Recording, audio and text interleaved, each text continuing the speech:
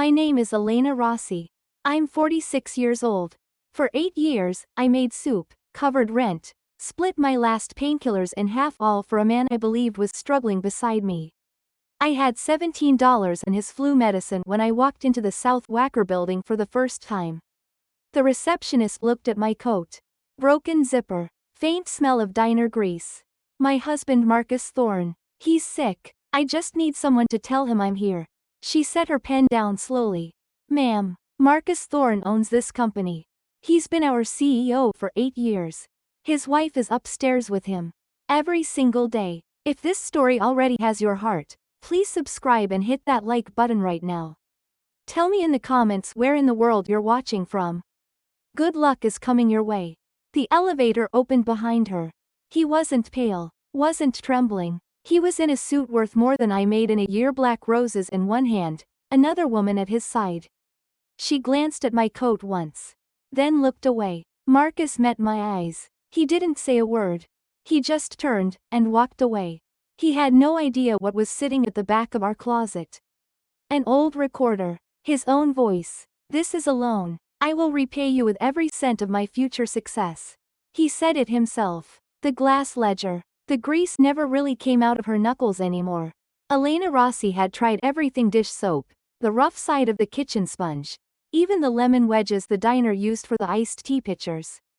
But after 3 years of double shifts at Patty's Blue Plate on Milwaukee Avenue, the grease had settled into the fine lines of her hands, like it belonged there, like it had always been there, like it was part of her now. She supposed, in some ways, it was.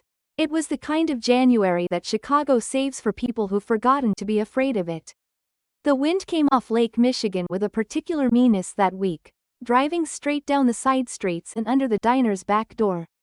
No matter how many times the line cook, a big man named Darnell, stuffed rags along the bottom threshold. Elena could see her own breath in the kitchen by 6 in the morning. By the time the breakfast rush hit, her fingers had gone stiff enough that she had to run them under the hot tap for a full minute before she could grip the coffee carafes properly. Nobody said anything about it. Nobody had time. She had been on her feet since 5:45. It was now approaching 2 in the afternoon, and she hadn't sat down except for the 11 minutes she'd eaten standing at the prep counter a bowl of oatmeal. She'd made herself from the breakfast remnants, because the employee meal policy only covered one item per shift. And she was saving the credit for something warm at the end of the night. The diner smelled the way all diners smell in deep winter: bacon, fat and burnt coffee, and the faint, persistent ghost of cigarettes from an era when people still smoked at tables. Elena moved through it the way she moved through everything these days: quietly, efficiently, without complaint. She refilled cups without being asked. She smiled at the older gentleman who came in for the senior special and called her, "Hun." She did not think about the fact that she had a degree in architectural design from the University of Illinois, that she had once drafted load-bearing schematics for a mixed-use development in Evanston, that she had once been, in some other life that felt increasingly theoretical, a person with a career. She thought about the rent instead. Rent was something she could do something about. It was during a lull between the lunch rush and the dinner prep, that particular dead hour when the diner emptied out, and the fluorescent lights seemed to hum louder into the silence, that she found the pill organizer. It was a cheap plastic thing, the kind sold at the dollar store in bright primary colors. Someone had left it wedged under the edge of the booth nearest the window, half hidden by the chrome base of the table. Elena almost didn't pick it up. Then she saw that 2 of the 7 compartments still had pills in them, small, white, generic. She turned it over in her hand. Ibuprofen. The store brand kind. She stood there for a moment in the empty diner, the heater rattling uselessly somewhere in the ceiling, and made a decision she didn't examine too closely. She tipped the pills into her palm, went to the back, and divided them 2 for now, 1 for Friday. Her back had been a persistent problem since the summer. A deep grinding ache along the left side of the lumbar that flared whenever she was on her feet for more than 6 hours. Which was every day. She had not seen a doctor. The math on that particular option hadn't worked out in quite some time. She swallowed the 2 pills with a paper cup of water and went back to rolling silverware. The apartment on Kimball Avenue was only a 20-minute bus ride from the diner, which was one of the reasons they had chosen it.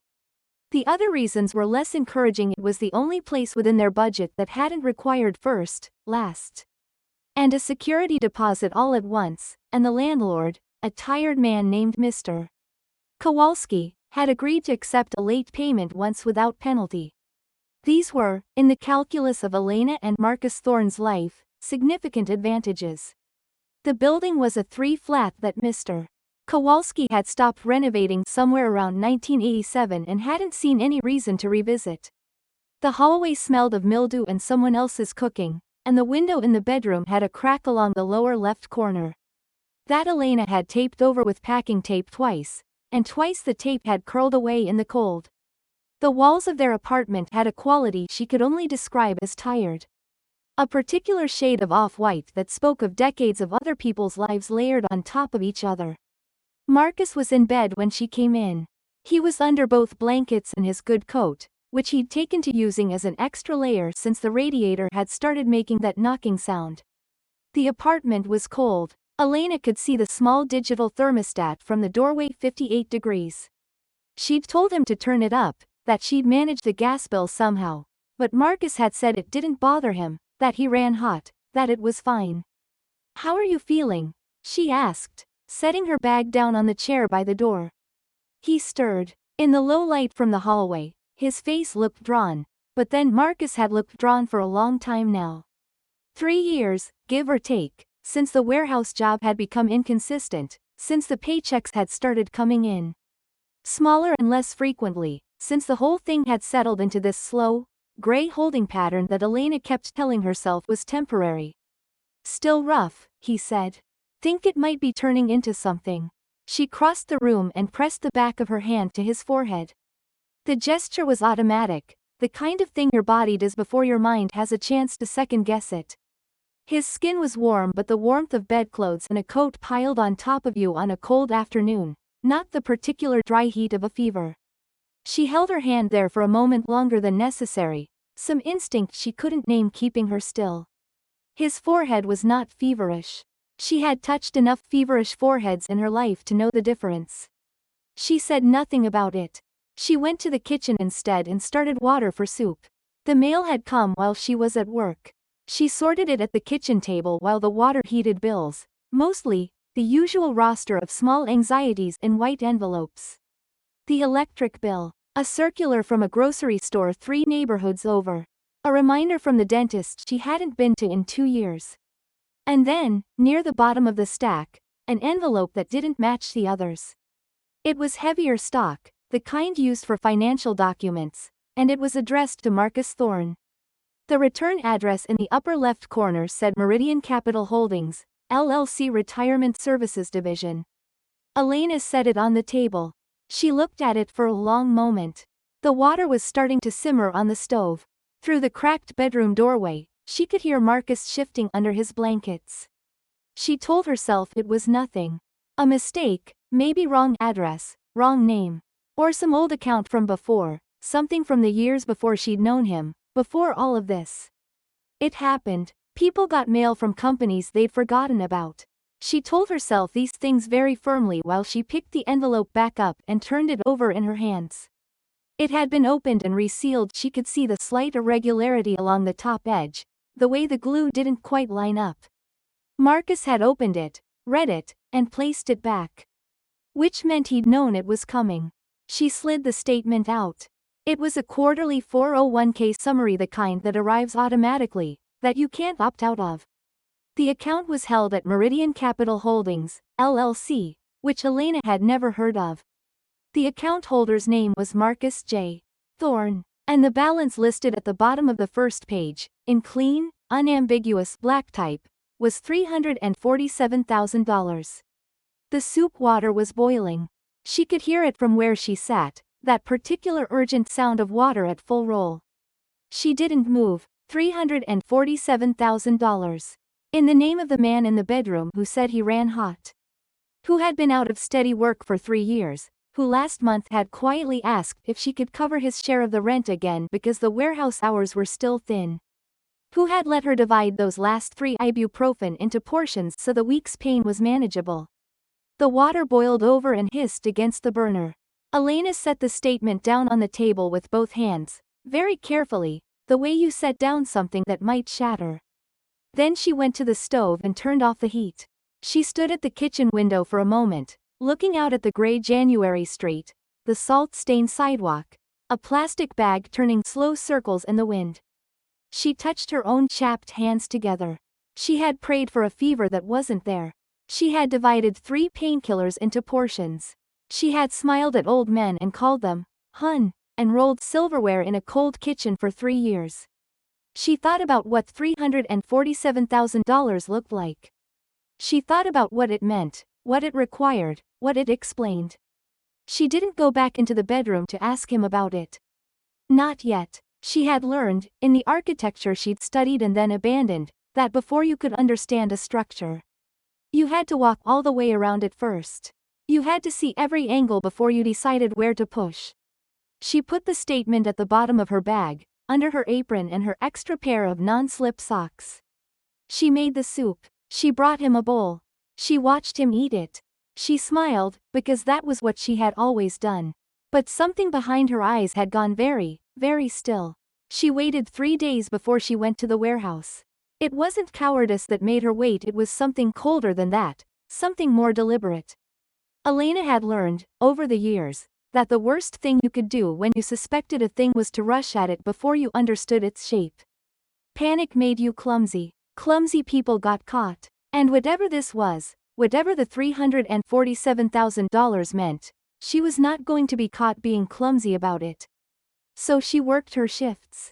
She smiled. She brought Marcus soup on the second night and tea on the third, and she listened to him describe his symptoms in careful detail, the ache behind his eyes, the fatigue that pinned him to the bed, and she nodded and said she hoped he'd feel better soon. She touched his forehead each night. Still no fever. She said nothing about it. On the third morning, on her day off, she put on her warmest coat, the one with the broken zipper. She'd been meaning to fix for 6 months, and took the blue line east. The address on the 401k statement for Marital Capital Holdings was a suite number in the loop.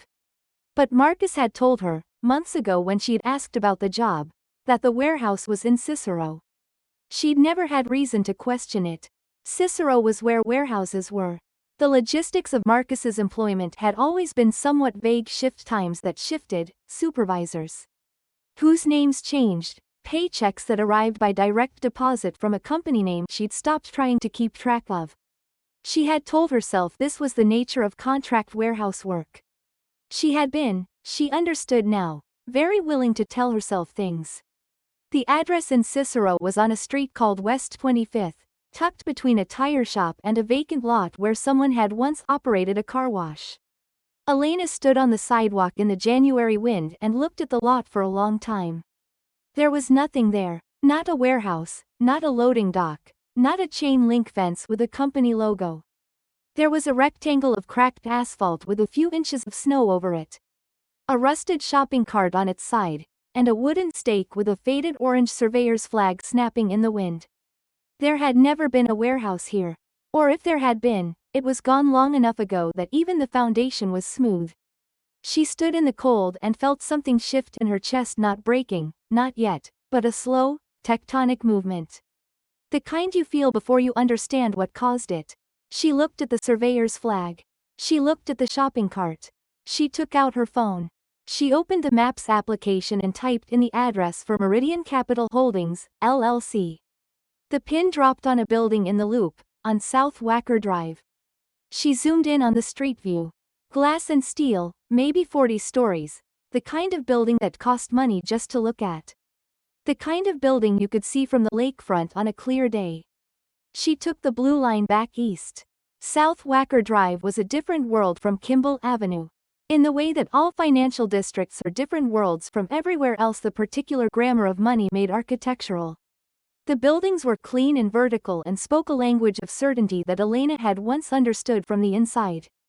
Back when she'd drafted proposals and attended project meetings and worn clothes that didn't have grease worked into the seams. She walked with her broken zippered coat pulled tight and tried not to look like what she was. The lobby of the building that housed Marital Capital Holdings was floored in pale limestone that echoed with every footstep.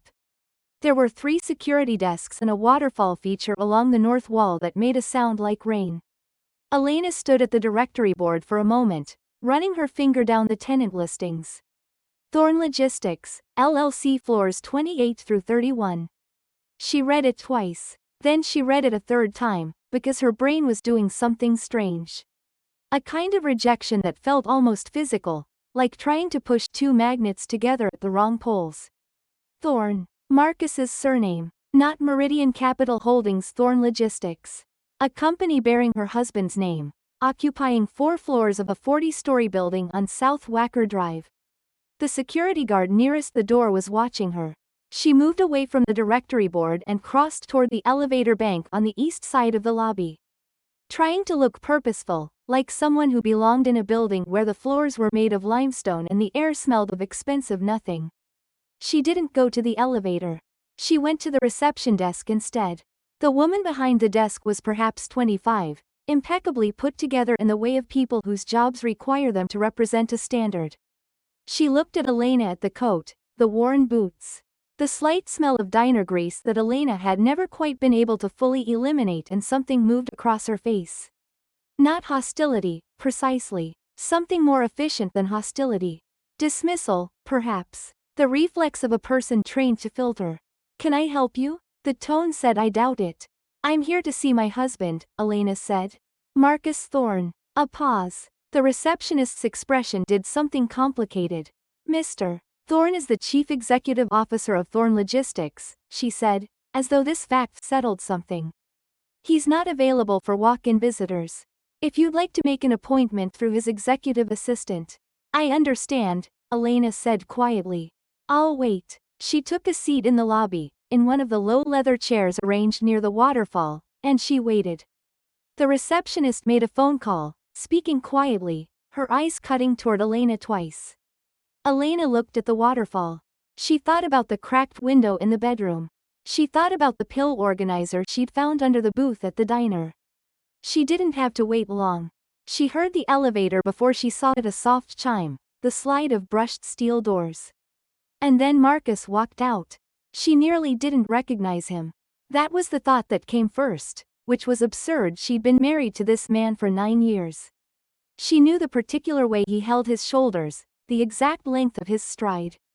But the man who walked out of that elevator was wearing a charcoal suit that fit the way only custom suits fit, and his skin had the particular glow of someone who ate well and slept in a warm bed and had never once divided 3 ibuprofen into 3 portions across a week.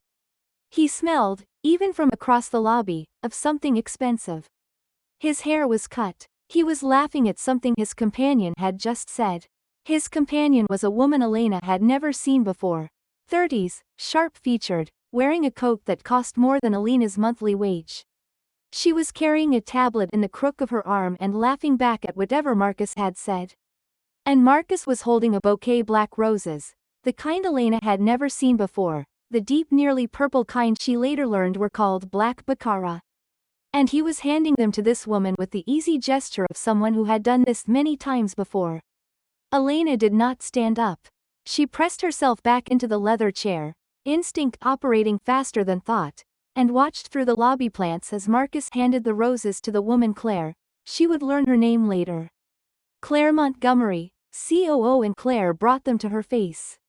And Marcus put his hand briefly on her lower back, and they crossed toward the building's south exit together without looking in Elena's direction at all.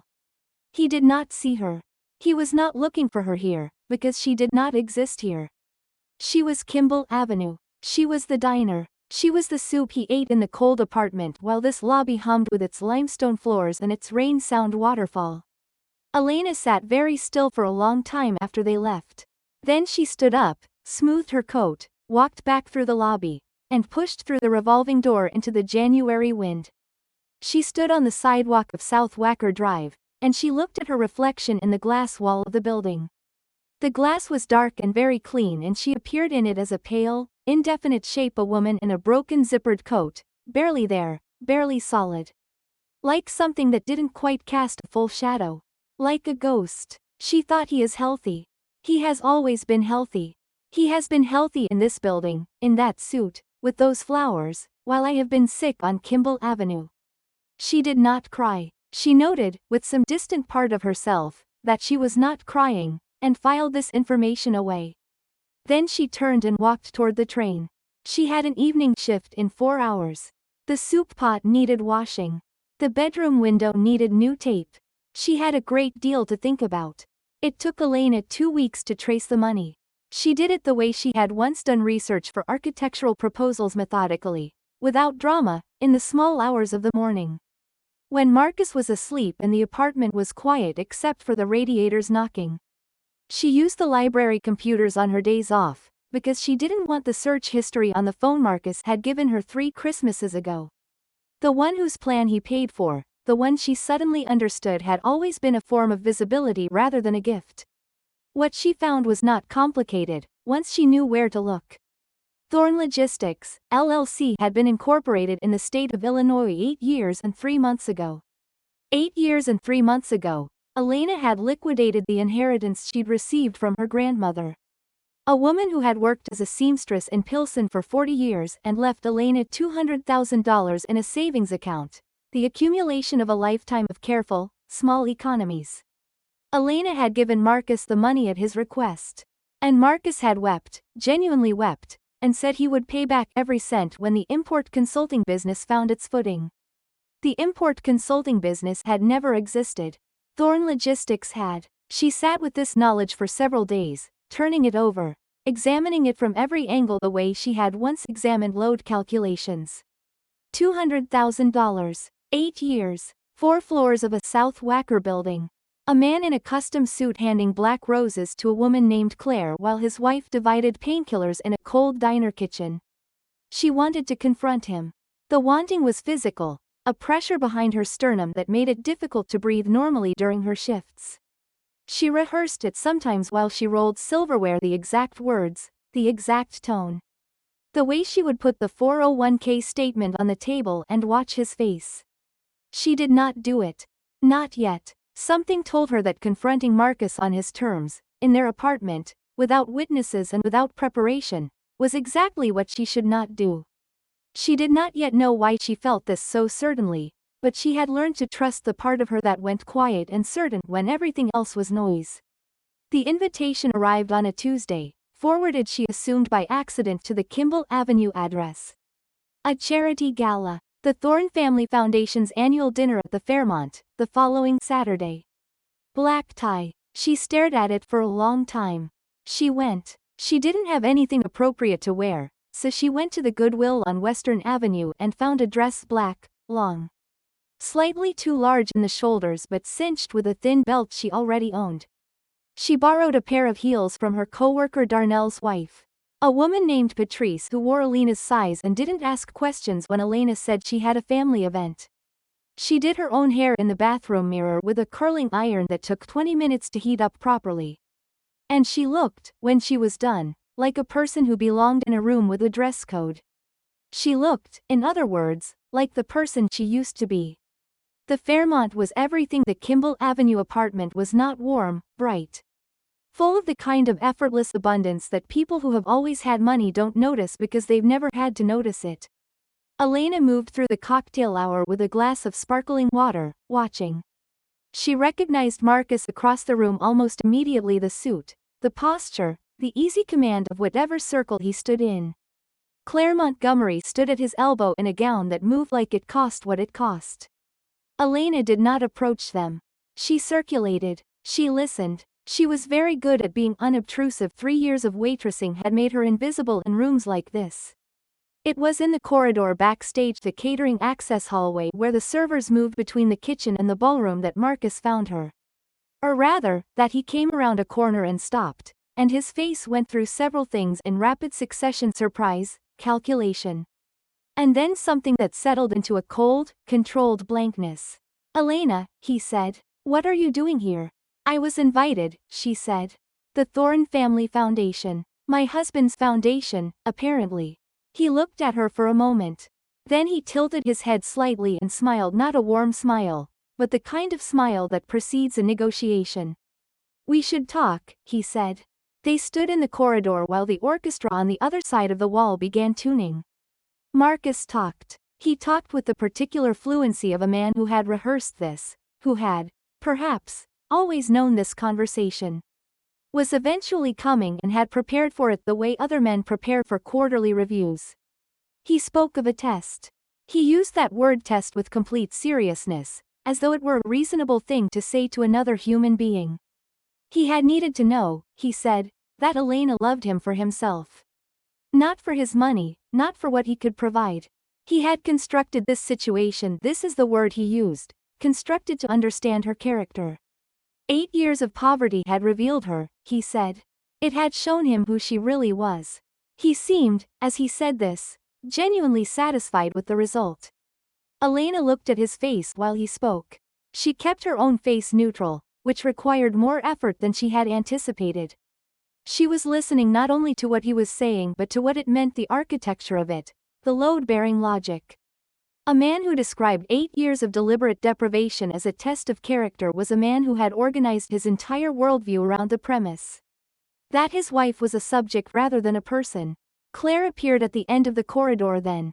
She looked at Elena with an expression of open, almost cheerful contempt, the expression of someone watching something that amuses them from a comfortable distance.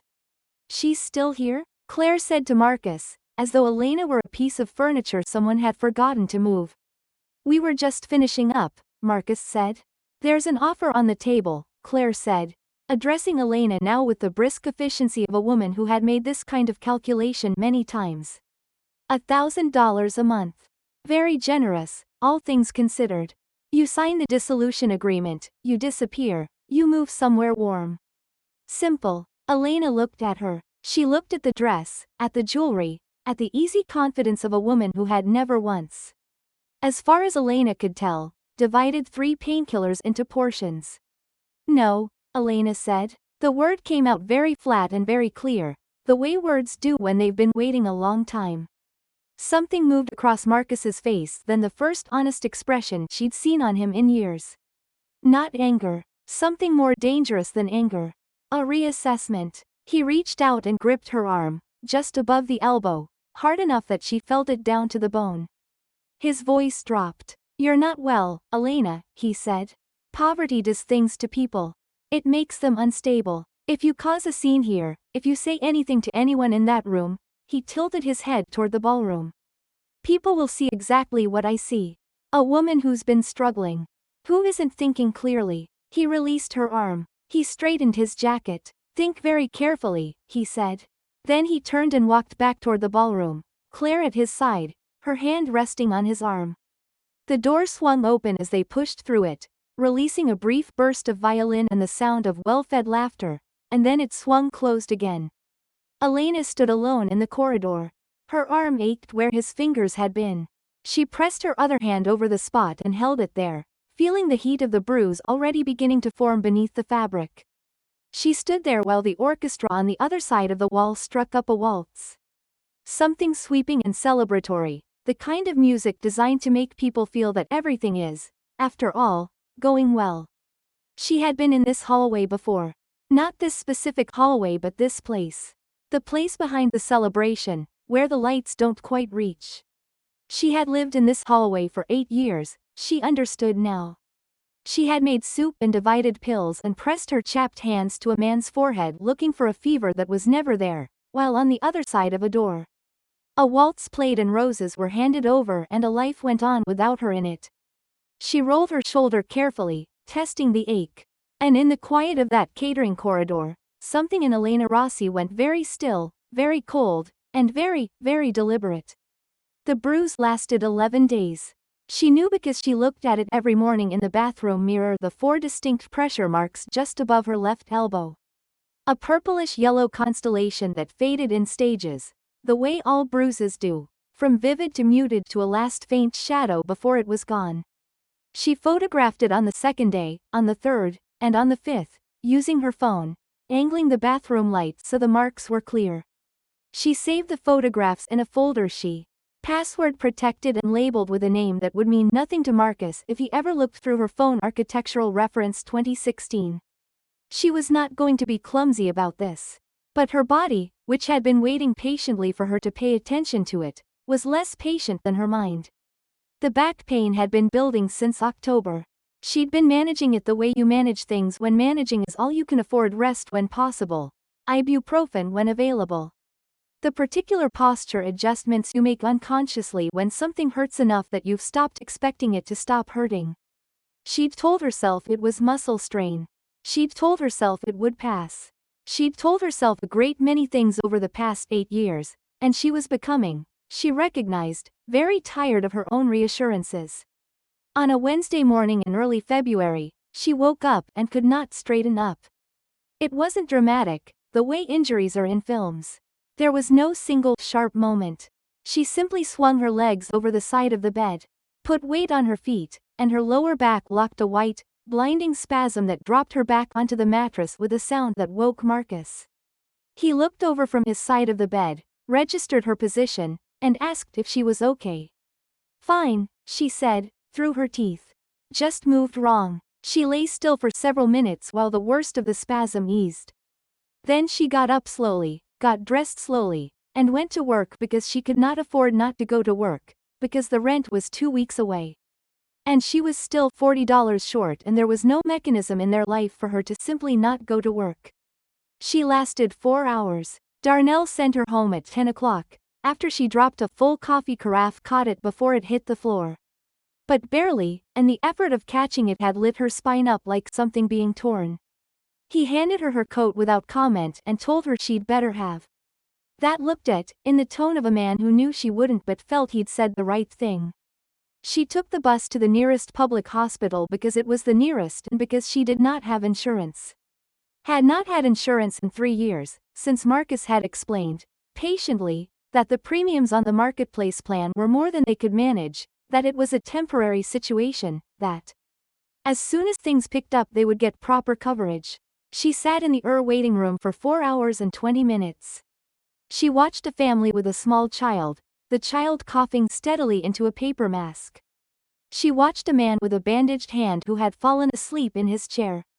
She watched the overhead television cycle through the same 4 news segments on a loop. The examination took 20 minutes. Muscle spasm, the physician's assistant told her, significant one, probably built up from repetitive motion strain and inadequate rest. She needed to reduce her hours on her feet, take anti-inflammatories regularly, see a specialist about the underlying lumbar issue within the next few months. He gave her a prescription for a stronger anti-inflammatory and a muscle relaxant. She did not fill the prescription. She looked at the pharmacy prices on her phone while she sat in the waiting room chair, putting her coat back on, and then she folded the prescription and put it in her pocket. The bill arrived by the end of the week. $462 for 4 hours of waiting and 20 minutes of examination. She sat at the kitchen table with the bill and looked at it for a long time. The kitchen window was dark. Marcus was out, at a work function. He'd said, the phrase he used now that she understood what work function meant and where it took place and who attended it. The apartment was very quiet.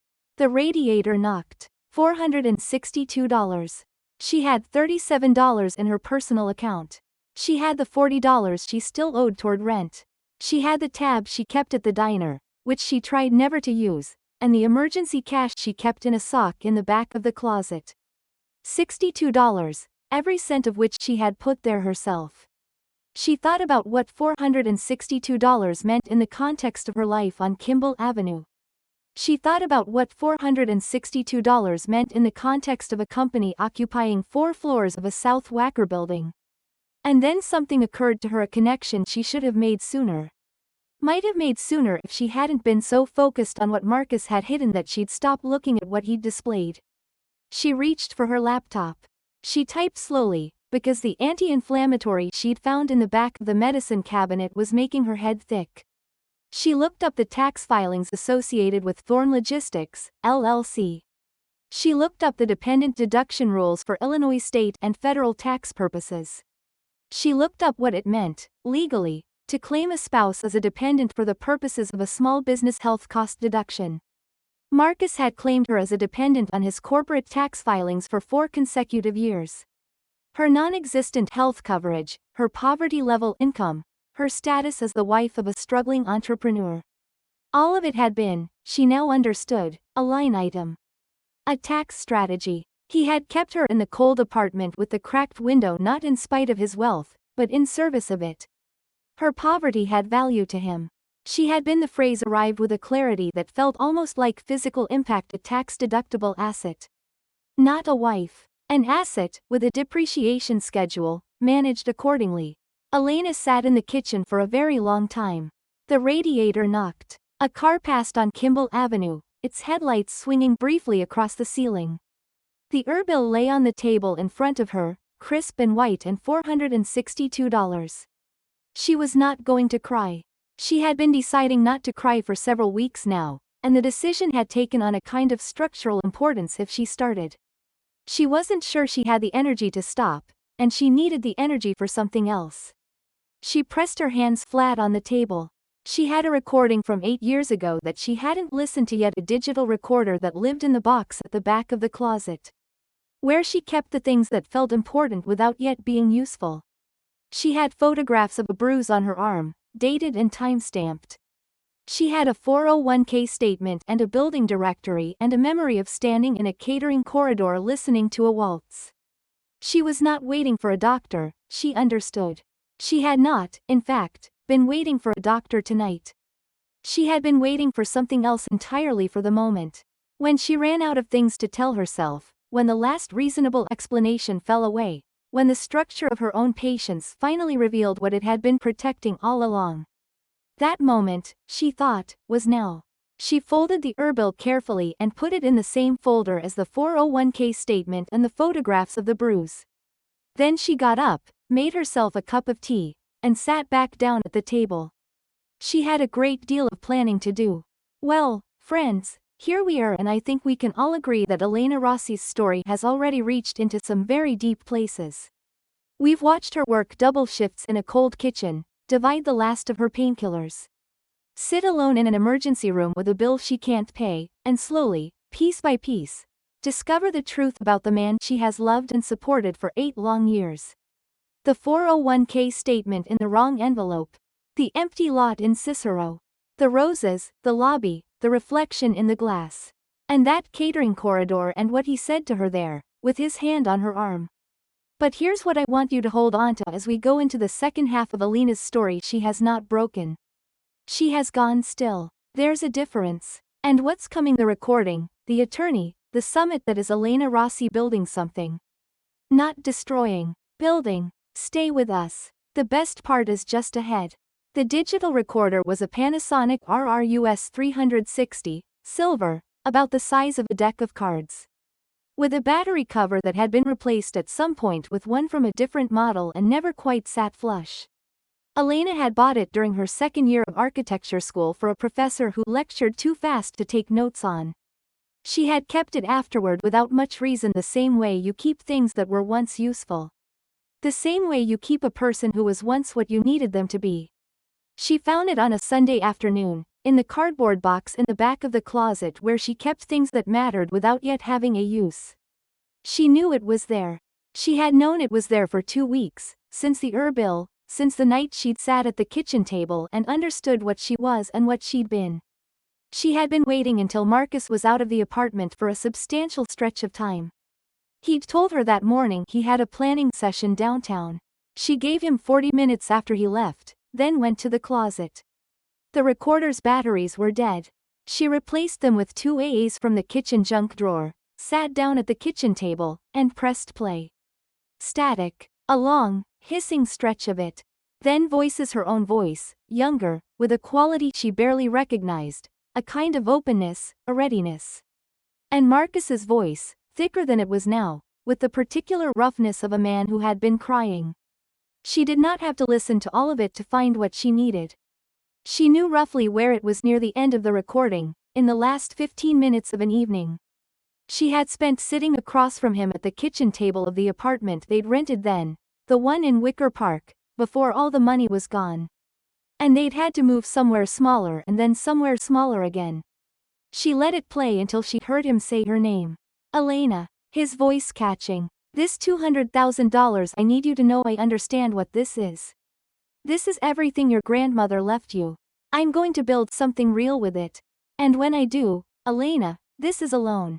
I will repay you with every cent of my future success. That is a promise. I'm putting that on record. Whatever happens, that's on record. She stopped the playback. She sat at the kitchen table with the recorder in both hands and listened to the radiator. A bus on the street below, the sound of someone's television through the ceiling. That is on record. He had said it himself. He had meant it, she thought, as some kind of private performance. A show for himself, evidence of his own sincerity in a moment when he needed to believe in his own sincerity. He had not imagined she would keep the recorder. He had not imagined she would ever need to play it back. He had built his entire architecture on the assumption that she would not act, that she would absorb and endure and never turn what he'd given her into a tool.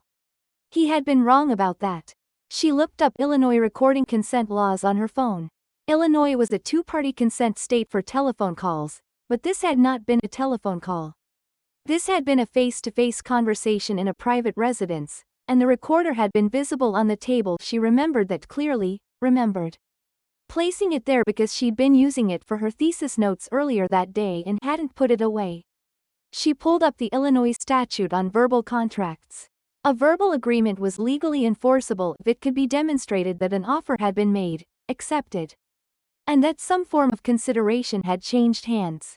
$200,000. His voice saying, "This is a loan and every cent of my future success." Her grandmother's savings, transferred. She thought about the skinny years, the meals she'd skipped so Marcus could have bus fare, the shifts she'd picked up so the electric bill wouldn't lapse, the way she'd learned to make a pound of dry lentils last a week and had felt, in some terrible way, proud of herself for it. She thought about sitting in that cold kitchen night after night while 47 floors away, on South Wacker Drive, the company built with her grandmother's legacy ran its operations and grew its balance sheets and sent quarterly 401k summaries to an address on Kimball Avenue. She pressed the recorder's hold button so it wouldn't accidentally erase. She put it in the folder. She sat for a moment with her hands on the table, feeling the particular quality of that moment, the shift in weight, the change in what was possible. Then she picked up her phone and searched asset recovery attorney Chicago financial fraud. Raymond Vance's office was on the 14th floor of a building on West Madison Street that had the unpretentious look of a place where serious work got done. No waterfall feature in the lobby, no pale limestone floors. Just a directory board and an elevator and carpet that had been chosen for durability rather than impression. Elena appreciated this about it before she'd met him. It told her something about the man. She had found him through a combination of internet research and one careful phone call to a legal aid clinic, where a paralegal had lowered her voice and said, "If it's corporate asset fraud you're looking at, there's really only one name." Raymond Vance had spent 22 years dismantling financial structures built by people who assumed their complexity made them permanent. He had a reputation, the paralegal said, for taking cases where he smelled a lie. The receptionist showed Elena in without ceremony. Vance was already standing when she entered, a big man, mid-50s, the kind of solid that comes from decades of discipline rather than youth. He had reading glasses pushed up on his forehead and a legal pad on the desk in front of him covered in handwritten notes. He looked at her with the particular attention of someone who was already forming hypotheses. "Ms. Rossi," he said, "sit down and start from the beginning. Don't edit." She sat. She started from the beginning. She did not edit. She laid out the evidence in the order she had assembled it: the 401k statement, the empty lot in Cicero, the building directory, the photograph of the bruise, the bill, the tax filing research, and finally, the recorder, which she placed on his desk and played the relevant section of. Vance listened without speaking. He made notes on the legal pad. When the recording ended, he leaned back in his chair and was quiet for a moment, looking at the middle distance in the way of someone who was not in the room, but was somewhere else entirely, somewhere where the architecture of a case was becoming visible. "This is not a straightforward divorce," he said finally. "I know," Elena said. "What he's done goes well beyond marital misconduct. The tax fraud alone is federal territory. If Claire Montgomery is a knowing participant in the asset concealment and given her role as COO, it would be very difficult to argue she wasn't. You're looking at conspiracy to commit wire fraud, potentially RICO implications. The verbal contract recorded on that device is enforceable in Illinois civil court under the right conditions. He picked up his glasses, put them on, looked at the recorder again. He said every cent of my future success. That's an interesting phrase. I thought so too, Elena said. Your $200,000 capitalized a company that is now worth. He consulted the notes he'd made while she was speaking. You said 4 floors of South Wacker. At minimum, she said. I haven't seen the full valuation. We'll get the full valuation. He turned to a fresh page on the legal pad. What do you want, Ms. Rossi? I need to hear you say it specifically, because what you want determines what we build. She had thought about this. She had thought about it in the diner and on the bus and in the waiting room and at the kitchen table at 2 in the morning. She had thought about it with the precision she had once given to structural load calculations. I want what was taken from me, she said. The $200,000 was the seed money. I want the proportional equity it represents. I want the tax fraud addressed by the appropriate authorities. And I want to be standing in the room when it happens. Vance looked at her for a long moment. That last part is unusual, he said. I've earned it, she said. Something shifted in his expression, not quite a smile, but a quality of recognition. The look of a man who has spent 22 years in rooms with liars and has learned to identify the specific texture of a person telling the truth. All right, he said. Here's what we're going to do. I'm going to assign 2 forensic accountants to begin what I call a shadow audit. We trace every dollar that moved through Thorne Logistics in the last 8 years. With particular attention to how marital funds were routed to support the company and to Ms. Montgomery personally. That will take approximately 6 weeks. During that time, you do not contact Marcus, you do not change your behavior in any way, and you do not tell anyone what we're doing. I understand, Elena said. The recording is evidence. The photographs are evidence. The 401k statement is evidence. The bill, he paused. The bill is something else. It's a story. Juries respond to stories. He wrote something on the legal pad. Can you continue at your current employment for another 6 weeks? Yes, Elena said. He nodded. He turned the legal pad toward her, showing her the retainer agreement he had already begun drafting while she spoke. She realized this was how he worked, always already building, never wasting motion. She looked at the document. She looked at the figure at the bottom, which was substantial.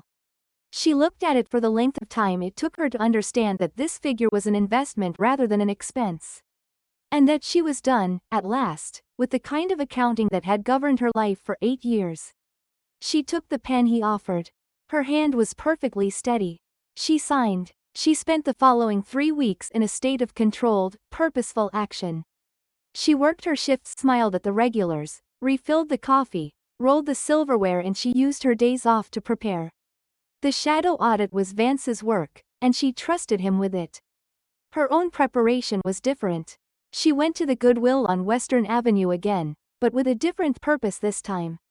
She found a suit, charcoal wool, slightly boxy but structurally sound, a small investment from her carefully hoarded savings. She had it altered by a seamstress in Pilsen who worked out of the back of a dry cleaning shop. A woman who looked at the fabric and said, "Nice bones, this," and made the adjustment sufficiently and without overcharging.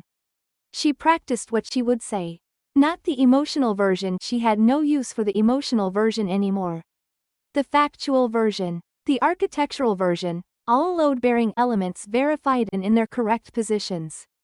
At night, when the apartment was quiet and Marcus slept with the assurance of a man who had never been caught, Elena sat at the kitchen table with her notes and her evidence folder and planned the structure of what was coming. She thought about the empty lot in Cicero. She thought about the waterfall in the lobby. She thought about black Baccara roses being handed to a woman who had watched Elena's suffering with open entertainment. She thought about her grandmother's hands, a seamstress's hands, worn and precise. And what those hands had saved for 40 years so that her granddaughter might have something solid to stand on. She was going to build something with that now. She was going to build it right. The Logistics Summit occupied 3 floors of the Hyatt Regency on East Wacker Drive, a conference on the future of North American freight networks that had drawn approximately 400 attendees, including a significant share of the Chicago commercial real estate and transportation sectors. Marcus Thorne was the keynote speaker for the afternoon session. He was being introduced, at that moment, as a visionary leader and a driving force in Midwest logistics infrastructure. Elena was already in the room when he took the stage. She was seated in the third row on the left side, in the charcoal suit that fit her correctly now. Her hair done the way she had learned to do it in the bathroom mirror with the curling iron that took 20 minutes to heat. She had arrived early, before the registration desk opened, because she knew this room the way she knew the rooms she used to design structurally, from all angles. With attention to sight lines and egress and the way that light fell on the stage from the overhead rigging. She sat with her folder on her lap and her hands folded on top of it. And watched Marcus walk to the podium with the confident stride of a man for whom nothing had yet gone wrong today. He was good at this, she acknowledged to herself. He moved through the space with the ease of someone who had spent years in rooms like this, cultivating the specific performance of authority. The suit was different from the one at the gala, steel blue this time, the kind of blue that photographed well. The posture was the posture of a man at the apex of a structure he had built himself. He began to speak. His voice filled the room easily, a practiced baritone. And the audience settled into the particular receptive quiet of people who have paid for conference admission and are prepared to be persuaded. Elena looked at the screens behind him, two large projection panels flanking the stage. Currently displaying the Thorne Logistics logo, that clean geometric mark in navy and gold. She had looked at that logo for the first time 6 weeks ago in a building lobby, in a borrowed coat with a broken zipper. She looked at it now in a charcoal wool suit with a folder of evidence on her lap. She thought about the recording. She thought about the 401k statement. She thought about the bill that Raymond Vance had placed, without comment, on the top of the evidence stack and called a story. At precisely 2:47 in the afternoon, the screens went dark. It happened without drama. One moment the logo was there, the next moment both screens were black. A murmur moved through the audience, the collective low-grade unease of a technical problem at a professional event. Marcus glanced back over his shoulder at the screens and paused, microphone in hand, with the practiced calm of a man who handles disruptions gracefully. What came through the main doors at that moment was not a technical crew. Raymond Vance entered first, walking with the unhurried certainty of a man who has prepared this moment for 6 weeks. And is very comfortable with how it is about to proceed. Behind him came 2 process servers carrying court documents, and behind them slightly to the left. Because this was federal territory and federal personnel did not defer to anyone's staging. 3 IRS agents in dark suits who moved with the particular economy of people who have done this before and will do it again and feel no particular need to announce themselves dramatically. The audience turned. The audience did what audiences do when something unexpected enters a room. They stilled, collectively, a field of faces rotating toward the doors. Marcus turned too. He watched Vance cross the room toward the stage, and Elena watched Marcus watch him. And she saw the exact moment, the precise fraction of a second when Marcus Thorne understood that something had come apart. His face did not break. He was too controlled for that. But something went out of it, some animating confidence, the way a light changes when the source of it shifts. He looked at the audience. He looked at the process servers. He looked at the IRS agents. And then he looked at Elena. She stood up from the third row. She walked to the stage steps at the left side of the platform, the folder in her hand, and she climbed them, and she walked to the center of the stage. She was aware of the 400 people in the room. She was aware of Marcus, 5 feet away, still holding the microphone, his face doing something complicated. She was aware of the dark screens behind them both. She did not take the microphone. She didn't need it. The room was quiet enough.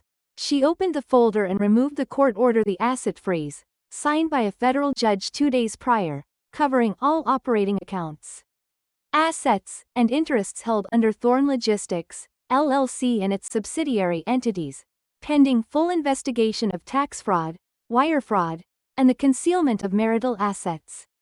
She held it out to him. He did not take it. So she set it on the podium, in front of the microphone, where the audience could see it. Raymond Vance reached the stage. The process servers handed their documents to Marcus's corporate counsel, who had appeared from the side of the room with the stricken expression of someone who had not known this was coming. which suggested that even Marcus's own legal team had been compartmentalized from certain realities. The IRS agents moved to positions at the perimeter of the stage in a way that left no one uncertain about the purpose of their presence. Marcus looked at Elena. His face had reached the other side of the complicated thing it had been doing. It had arrived at somewhere flat and very still. 8 years, Elena said. She was not speaking to the room. She was speaking only to him, at a volume that the front rows could hear because the room was that quiet. Because 400 people were holding their breath in the way of people who understand they are witnessing something that will be discussed afterward. 8 years ago, you sat across from me at a kitchen table and told me that my grandmother's $200,000 was a loan. You said it on record. You said you would repay me with every cent of your future success. She paused. So here I am. Something moved across his face, then the first genuinely unguarded thing she had seen there in years. It wasn't remorse. It wasn't even anger. It was the expression of a man confronting something he had genuinely not believed was possible, which was, in the end, a fair accounting of how he'd always thought about her. The court has determined, Raymond Vance said, coming to stand beside her. Speaking now to the room with the calm authority of a man in his professional element, that Ms. Rossi's initial capital investment of $200,000, made 8 years ago, and recorded as a loan in the defendant's own words, constitutes founding equity in Thorn Logistics, LLC. Combined with the marital asset claims established under Illinois law and the diversion of marital funds documented in our forensic audit, that equity interest amounts to 51% of all outstanding shares. 51%. The majority. The controlling interest. The room understood what this meant before Elena had to say it, which she appreciated. She had always preferred structures that spoke for themselves. She looked at Marcus one more time. She thought about the catering corridor and the waltz. She thought about the 4 bruise marks above her elbow. She thought about the pill organizer under the booth at Patty's Blue Plate, the one someone had left behind with 2 ibuprofen still in it. The one she had found and divided because she needed to. For 8 years, she said quietly, you watched me drown in a glass of water. She picked up the court order from the podium. Today, I'm taking back the ocean. She walked off the stage. What happened afterward was the procedural work of justice, which is less cinematic than the moment before it but no less real. The summit dissolved into the controlled chaos of lawyers and agents, and the particular energy of an institution confronting the abrupt restructuring of its assumptions. Marcus was escorted from the venue not in handcuffs, not yet, that would come later, in the tax evasion proceedings, where the federal case built carefully and without haste but with the quiet and purposeful attention of people who had court orders and intentions. Claire Montgomery, who had been in the conference audience when Elena walked onto that stage, was not in the building when the process servers went looking for her. She would be located in 4 days, through the kind of straightforward legal process that is unglamorous and inevitable in equal measure. Her own deposition would take 11 hours and produce 300 pages of transcript that Vance later described, with professional satisfaction, as comprehensive. The judge's ruling on the 51% share came down formally 3 weeks after the summit. Elena received the document by courier on a Tuesday morning. She read it at the kitchen table on Kimball Avenue, in the apartment with the cracked window and the knocking radiator. And she sat with it for a while before she did anything else. Then she picked up her phone and called Patrice, Darnell's wife, to tell her the heels were ready to be returned. The office on the 31st floor had floor-to-ceiling windows on the south and east walls, and on a clear February morning, you could see from the lakefront all the way to the curve of the horizon where the sky met the water in a line so clean and certain it looked like something drawn with a rule. Elena stood at the east window on her first morning in the office and looked at it for a long time. She had been in this building twice before, once in a borrowed coat with a broken zipper, watching a man hand roses to a woman in a lobby that felt like proof of her own non-existence, and once in a charcoal suit with a court order in a folder, walking onto a stage. This was the 3rd time. This time she had a keycard, a temporary nameplate, and a stack of briefings from the CFO on her desk that she had already read twice on the train in. The office itself was everything she would not have chosen, all glass and chrome. and the particular aggressive minimalism of spaces designed to communicate power rather than welcome it. She had already moved the desk chair 3 feet to the left. Because the original position put her facing the door with her back to the windows, which was, structurally, a mistake. You should always know what you're looking out at. That was something her professor had said in second year, in the context of siting a building, and she had found it increasingly applicable to other situations. The Thorn Logistics Board had not been pleased by the court's ruling. Boards never were, in her limited experience of boards, and she had expected resistance. The particular friction of an institution that has organized itself around the assumptions of a single authority and must now reorganize around a different one. She had prepared for this. Raymond Vance had prepared for this. The controlling shareholder documentation was not ambiguous, and ambiguity was the only weapon most boards had left when the legal ground shifted. There was a great deal of work to do. There was the forensic audit to complete, the subsidiary structures to untangle, the review of every contract. Claire Montgomery had signed in her capacity as COO for the evidence of further diversion. There was the IRS matter, which would proceed on its own timeline and was, in the careful phrasing of the federal agent who'd called Elena the previous week, progressing satisfactorily. There were employees 412 people who worked for Thorn Logistics and who had, in the ordinary course of their working lives, no involvement in what Marcus had done and whose employment Elena had taken immediate steps to stabilize. This was the work. She was good at work. Marcus's deposition was scheduled for a Thursday, 6 weeks after the summit. Elena did not attend it. She didn't need to. Vance sent her a brief message afterward that said simply 3 hours. His attorney is reconsidering the plea strategy. She read it in the elevator and filed it away.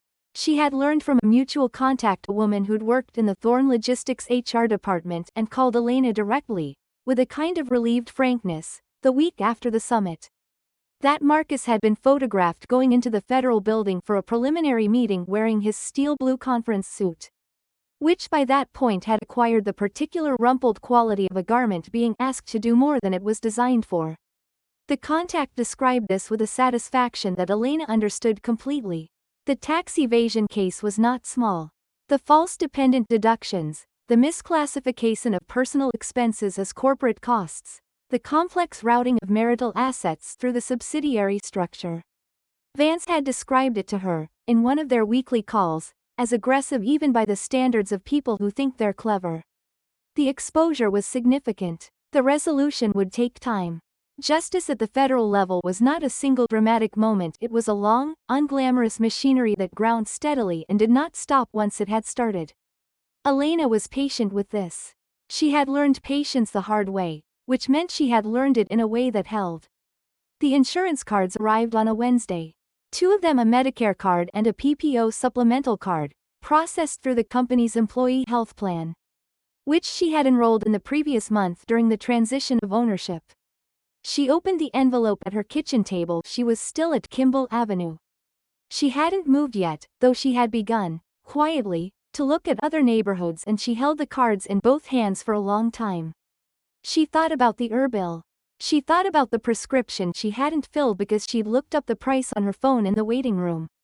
She thought about the generic painkillers in the abandoned pill organizer and the way she'd divided them into portions across a week so the pain was manageable. She thought about what it meant to be a person with insurance, the specific weight of it, the texture of that particular security. It was not a dramatic thing, 2 pieces of laminated plastic. But in the arithmetic of her life over the past 8 years, these 2 cards represented the difference between a life organized around absorbing damage and a life organized around the ordinary premise that you deserved to be taken care of. She set them on the table. She made herself a cup of tea. She looked out the window at Kimball Avenue, at the salt-stained sidewalk and the bare February trees and the plastic bag that was always turning somewhere in the wind. She had brought Marcus soup in this kitchen. She had touched his forehead with her chapped hands in this apartment, praying for a fever that was never there. She had sat at this table at 2 in the morning with an bill and a recorder and the beginning of something that she hadn't had words for yet, a plan. A structure, a foundation for what was going to come next. She thought about her grandmother's hands. About 40 years of careful work. About $200,000 in a savings account, the accumulation of a life lived with intention. Her grandmother had saved that money so that Elena would have something solid to stand on. It had been taken from her. And then, with patience and precision and the particular kind of clarity that comes from hitting the bottom and deciding to build. Rather than accept, she had built it back into something her grandmother would not have been embarrassed by. She thought about the view from the 31st floor. The lake, the horizon, the clean, drawn line of it. She went to work on a Thursday morning in March, when the first suggestion of something warmer was beginning in the air over the city. Not spring yet, not even close. But the faint promise of it, the quality of light that Chicagoans know to notice because it means the worst is behind you. She rode the elevator to the 31st floor. She moved the desk chair to the position she preferred. She read the morning briefings and responded to the CFO's questions about the subsidiary review. And approved a restructuring proposal that 3 members of the board had spent 3 weeks preparing. She worked. And sometime in the middle of the afternoon, between a call with the forensic accounting team and a review of the new employee benefit schedule, she stopped and looked out at the lake, that particular immense, indifferent, beautiful body of water that Chicago has been in conversation with for its entire existence, and she thought about starting over at 46. People said it like a tragedy. She understood why. There was real loss in it, years, effort, the specific grief of a life that turned out to be built on false ground. She didn't minimize that. She had sat with it at 2 in the morning at a kitchen table and she knew its exact weight. But she was an architect. She knew something that people who were not architects sometimes didn't know, which was that you couldn't build anything honest on a crooked foundation. You could paper over it. You could stack things on top of it and hope. But eventually the structure told the truth about what it was built on. Eventually everything did. She had drawn a crooked line for a long time, because someone she trusted had handed her a crooked ruler and told her it was true. Starting over at 46 wasn't a tragedy. It was the first honest line she'd drawn in a decade. Friends, how did you find Elena's story today? I've been sitting with it for a little while, and I keep coming back to that image of her in the cold kitchen on Kimball Avenue, dividing 3 painkillers across a week so the pain stayed manageable. Such a small thing. Such a specific, ordinary kind of suffering, the kind that doesn't announce itself, doesn't ask for sympathy. Just gets absorbed into the daily work of keeping yourself going. And right there, in that tiny moment, was the whole shape of what had been done to her. What strikes me most about Elena isn't the courtroom, though that was extraordinary. It isn't even the moment on the stage, though I think we'll all be thinking about that for a while.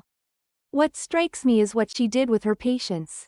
Most of us, when we discover a betrayal that deep, that comprehensive, we either collapse under it or we swing wildly at it.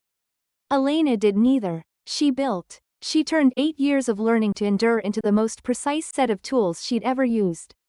There's a lesson in that.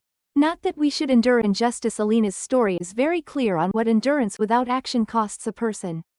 But that the qualities we develop in our hardest years aren't wasted. They accumulate. And sometimes, when the moment is exactly right, they become exactly what we need. We all face moments when someone underestimates us. When the person who should have protected us chose not to. When we find ourselves in the cold, metaphorically speaking, while someone else sits in the warmth they built with what was ours. Elena Rossi's story is a reminder that those moments don't have to be the end of the story. I hope